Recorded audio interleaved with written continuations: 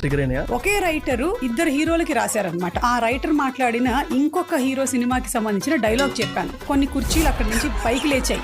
నేను సడన్ గా ఇలా చూస్తూ ఉండి డైలాగ్ చెప్పొచ్చు. అయ్యో నన్ను ఎలా చెప్తాను వంశీ ఇప్పుడు. ఒకప్పుడు ఏంటంటే వంశీ ఇలా పౌడర్ వేసుకొని ఇలా అనుకొని ఇలా అనేసుకొని వెళ్ళిపోవడమే. ఇప్పుడు అలా కాదు. First take serum, then moisturizer, then something else. మై కొంతమంది పుదీనా బాగుందంటే పుదీనా రుద్దుకొని పెట్టుకోవడం. వెల్లుల్లిపాయ చాలా అవునా వెల్లుల్లిపాయ నా ఏందేందో తెలుసా అసలు. ఈ హై ఎనర్జీ ఎప్పుడు చూస్తూనే ఉంటాం, కొంచెం సటిల్ గా ఎమోషనల్ గా అంటే టచ్ చేద్దాం అనుకుంటున్నాను అనమాట. Okay come on. What is the cost of being Suma Kanakala? 8th month pregnancy అప్పుడు యాంకరింగ్ అయిపోయిన తర్వాత స్టేజ్ దిగి బ్యాక్ డోర్ నుంచి వెళ్ళిపోదాం అని చెప్పి వెళ్తూ ఉన్న టైంలో అటు నుంచి డోర్ వేసేసారు. ఇటు నుంచి జనాలు ఇలా వస్తున్నారు and I'm almost getting crushed near the door. Door తీయండి అని గట్టిగా అరుస్తున్నాడు.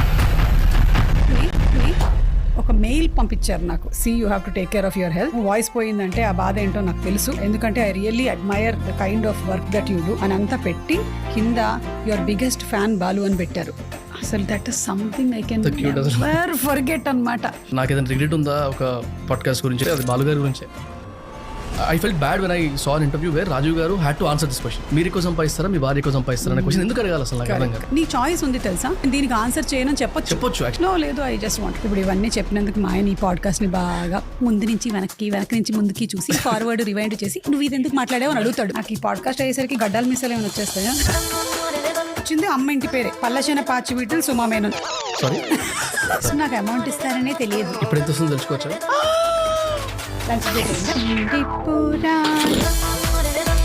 వంశీ నువ్వు ఒక క్వశ్చన్ అడుగుతాను. నేను చాలా షోస్ లో చూసాను. నేను మిమ్మల్ని ఇది అడుగుతున్నాను. You can opt if you want to say.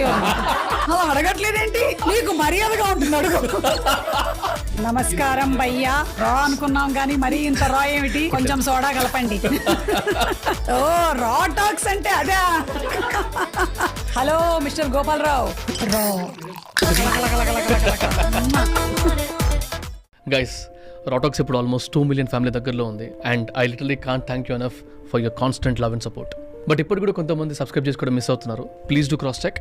ఒకవేళ సబ్స్క్రైబ్ చేసుకోకపోతే do subscribe and it will boost the team a lot. నార్మాలిటీయో లేకపోతే ఒక కండిషనో రిక్వెస్టో ఉంది, కొంచెం దీన్ని నన్ను డామినేట్ చేయకండి. సో కొంచెం నాకు కొంచెం ఛాన్స్ ఇస్తే కొంచెం ఏదో ట్రై చేస్తా వాగడానికి, మీ దగ్గర నుంచి లాగడానికి.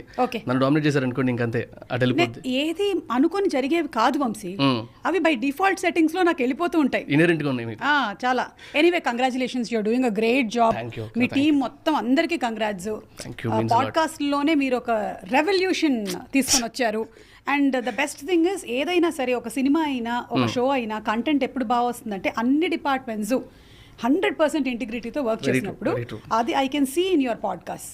చాలా బాగా చేస్తున్నారు. Very nice. అంటే మీరు చేయడం అంతా ఒక ఎత్తు, దాని తర్వాత దాన్ని ప్లేస్ చేసేటువంటివి in other pages, everything is very nice.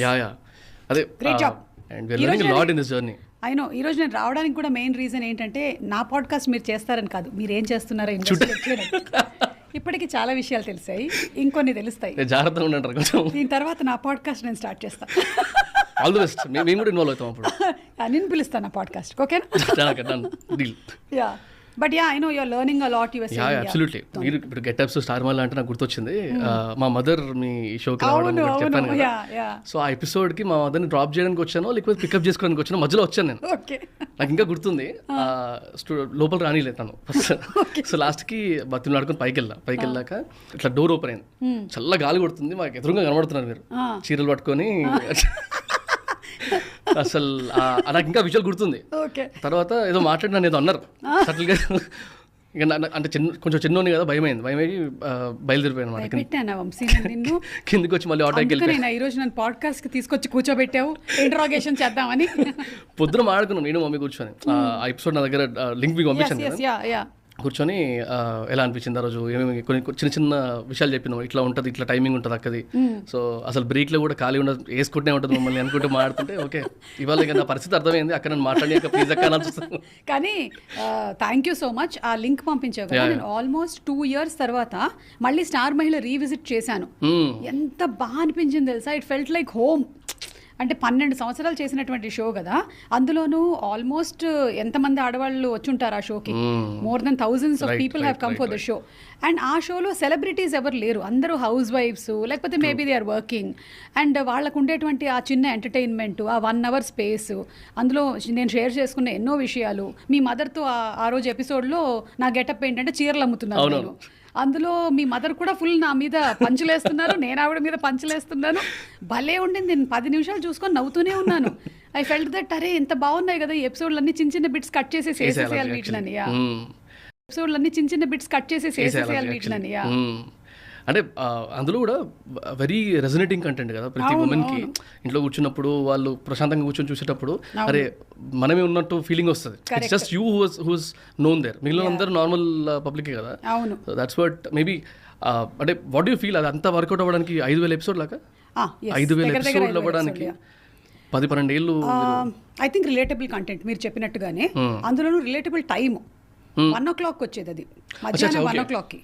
So ఆ టైంలో ఆడవాళ్ళందరూ వాళ్ళ పనులన్నీ ఫినిష్ చేసేసుకొని వాళ్ళకంటూ కాసేపు ఏదైనా స్పెండ్ చేద్దాము చూద్దాము అనుకునేటువంటి టైము. యాక్చువల్లీ అది ప్రైమ్ టైం కాదు, అసలు ప్రైమ్ టైం కాదు, non prime time. Non prime టైంలో క్లిక్ అయినటువంటి నా 2 షోస్లో ఇదొకటి, అవాక్కయ్యారా ఒకటి. అండ్ 1 o'clockకి ఆడవాళ్లే కాకుండా చాలా మంది హస్బెండ్స్ భోజనానికి ఇంటికి వస్తారు. సో వాళ్ళకి వీళ్ళందరూ వేరే ఆప్షన్ ఇవ్వలేదు, వాళ్ళు ఛానల్ మారుస్తానంటే చూడండి అదే చూడండి అని చెప్పి. సో వాళ్ళు కూడా కూర్చొని స్టార్ మహిళలో ఉండేటువంటి గేమ్స్ చాలా మంది చెప్పేవాళ్ళు నాకు బయటకు వెళ్ళినప్పుడు. Lot of men would also say about the episodes, నేను ఏం మాట్లాడాను ఇవన్నీ. So I think it is more of that relatable content. ఇంకొకటి ఛానల్, ఇప్పుడు మనం చూస్తున్నాం చాలా ఛానల్స్ వచ్చాయి కదా, కానీ ఈటీవీ లాంటి ఒక ఛానల్ ఒక షోని కన్సిస్టెంట్గా ఒకటే టైంలో చేయగలిగడం ఒక పెద్ద సక్సెస్. అదే షోని వాళ్ళు ఒక 1 year పాటు ఒక 1 o'clock వేశారు, ఆ తర్వాత దాన్ని తీసుకొని వెళ్ళి 12 o'clock వేశారు, మళ్ళీ తీసుకెళ్ళి 2 o'clock వేశారు. అంటే జనాలకి మళ్ళీ ఇక్కడి నుంచి అక్కడ షిఫ్ట్ అయ్యి అక్కడి నుంచి ఇదంతా కన్ఫ్యూషన్ అయ్యి 6 days a week. సో అందుకని yeah I think that was also channel being so very strong. 1 o'clock time బ్యాండ్నే దానికి ఉంచేసేయాలి అన్ని సంవత్సరాలు. అంటే డివైడ్ ఆఫ్ రేటింగ్స్ ఎలా ఉన్నా, అప్ అండ్ డౌన్స్ ఏవైనా సరే అలా ఉంచారు దాన్ని. So I think that is the biggest success and all the complete team who worked in it. కానీ మీకు అన్ని ఇయర్స్ నాన్ స్టాప్ గా ఒక షో చేయడం అంటే, ఇంకోటి రోజుకి 2-3 ఎపిసోడ్లు చేసిన రోజులు ఉన్నారు. 2-3 కాదు 5 రోజుకి. నువ్వు ఎన్ని చేస్తావు రోజుకి? నేనైతే ఒకటే చేస్తాక. అన్నైతే నాతో ఈ ఒకటి చేయడానికి మీరు ముందు వెనకాల చాలా ప్రిపరేషన్స్ చేస్తున్నారు కదా. నా ప్రిపరేషన్ అంతా అక్కడే. ఇంకా బిగినింగ్ డేస్లో we use to do 5 episodes a day. Each episode rolling time is 2 hours. ఈ 10 hours రోలింగ్ అవుతుంది. అవును, 10 hours రోలింగ్ అవుతుంది. So that was the kind that we use to do. First end చేసేటప్పుడు కూడా 4 episodes a day. ఆఫ్టర్నూన్ లోపల 2, afternoon తర్వాత 2. ఇది చెయ్యాలి అంటే ఒక మిలిటరీ డిసిప్లిన్లో ఉండాలన్నమాట. 4 episodes 5 episodes ఎట్లా చేస్తారు అంత కన్సిస్టెంట్గా, అంత ఎనర్జీతోనే? అంటే ఇదంతా ఒక ఎత్తు, కన్సిస్టెంట్గా ఎనర్జీతో చేయడం అనేది ఒక ఎత్తు. ఇంకొక పక్కన అందరూ టైంకి వచ్చేలాగా చేయడం అనేది ఇంకొక ఎత్తు. అంటే 9 o'clockకి ఆన్ డాట్ ఎపిసోడ్ స్టార్ట్ అవ్వాలి అంటే అందరు కెమెరామెన్లు రావాలి టైంకి. రైట్. అండ్ అక్కడ ఉండేటువంటి ప్రొడక్షన్ టీం రావాలి, డైరెక్షన్ టీం రావాలి, మేకప్ వాళ్ళు రావాలి. బ్యాక్ అండ్ వర్క్ ఎంత చేయాలి, వాళ్ళందరూ 6ంటికి వచ్చేయాలి. వాళ్ళంతా వచ్చినటువంటి లేడీస్ అందరినీ రెడీ చేయాలి, వాళ్ళందరూ టైంకి రావాలి, అది కోఆర్డినేట్ చేసుకోవాలి. ఇది అయిపోయిందా, పోనీ అయిపోయిందని అనుకోవడానికి లేదు. సెకండ్ ఎపిసోడ్కి మళ్ళీ ఆ లేడీస్ అందరూ టైంకి రావాలి. So every day for me was like along with all this, నేను ఇక్కడ యాక్టివ్గా ఉండడము, నేను షో చేయడము, ఇవన్నీ పక్కన పెడితే వీళ్ళందరూ టైంకి రావడం, అదంతా మేనేజ్ చేయడం కూడా I use to keep on monitoring అనమాట. ప్రొడక్షన్ మేనేజర్ వచ్చేస్తున్నారా, 12కి రెడీ, అందరూ 12కి రెడీ మేడం అంటే వాళ్ళు పాపం అంతే అలైన్డ్గా ఉండడం, వాళ్ళ ఆ వర్క్ వాళ్ళంతా కరెక్ట్గా చేయడం అనేది రియలీ హెల్ప్డ్. నాకు ఇక్కడ ఇంకోటి ఏం కనబడుతుందంటే, బికాజ్ చిన్న స్కేల్లో